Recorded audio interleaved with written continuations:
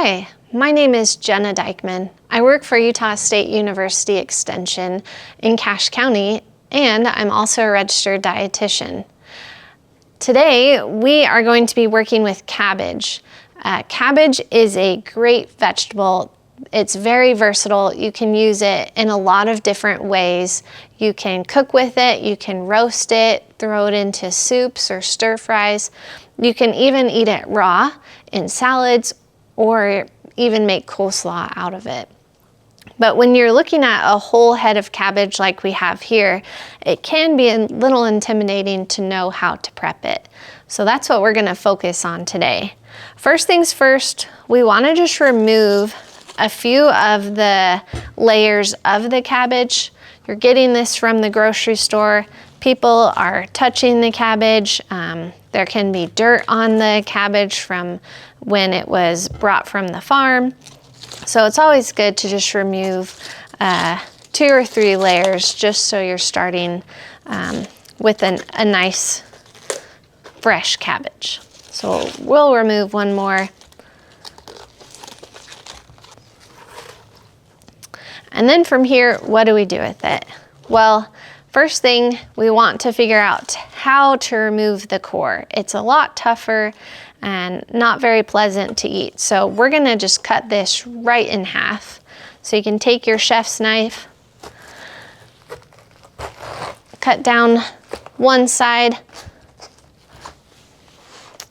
and then make the final cut on the other side. And when you open it up, you'll see that really tough core right in the center. And that's what I'm talking about, what we're trying to remove. So we'll take one of these halves of the cabbage off, and we'll flip this over. We're gonna cut it in half one more time to really lean into that, get that strength so you can cut through that core. And then, how do we remove this final core piece? What I like to do is just take my knife at an angle and just cut diagonally into the cabbage. And that's just an easy way to get that tough core out. So again, we'll do it with the other quarter of the cabbage. Angle it a little bit more. And as you can see, we removed that piece.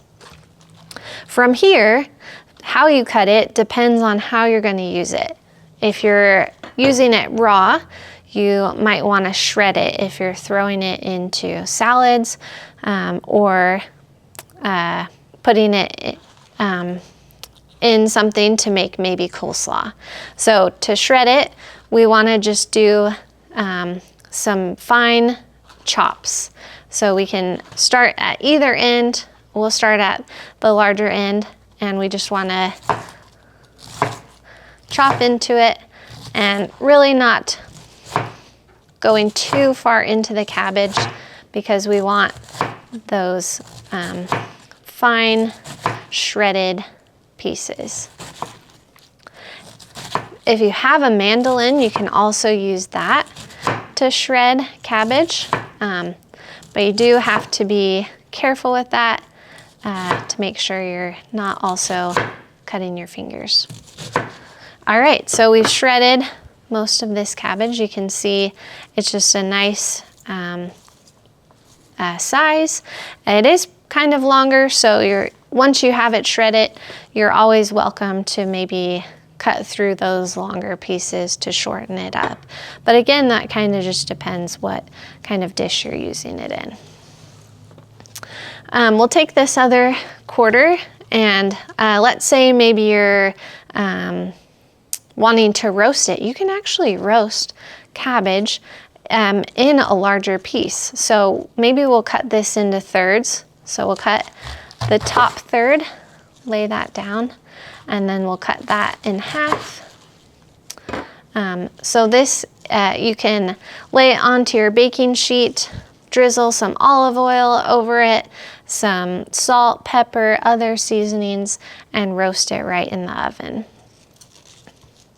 Last one, or last type of cut is just chopping it. So let's say you're maybe making a soup. You'll want a little bit bigger pieces. The smaller pieces might not hold up as well if you have to simmer the soup for a while. So we'll just make bigger cuts into that cabbage. So as you can see, we have those bigger pieces that will hold up as they simmer in the soup. Again, if some of the pieces are a little bit bigger, you can always just chop into them and make them a little bit smaller.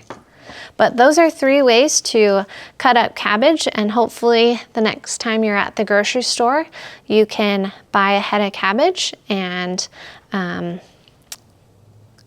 cut it with confidence. Today we cut up a green cabbage, but they also have a red, or some people might say a purple cabbage. This is a great option too. Very similar to a green cabbage in taste, so it kind of depends on what you're making. If you're putting it into a salad, you might want to use a red cabbage to offset the green of the lettuce that you're using. If it's a soup, you may want to stick with the green. The red might fade a little bit. So both are great options. You can choose based on what you're cooking and also the price as well.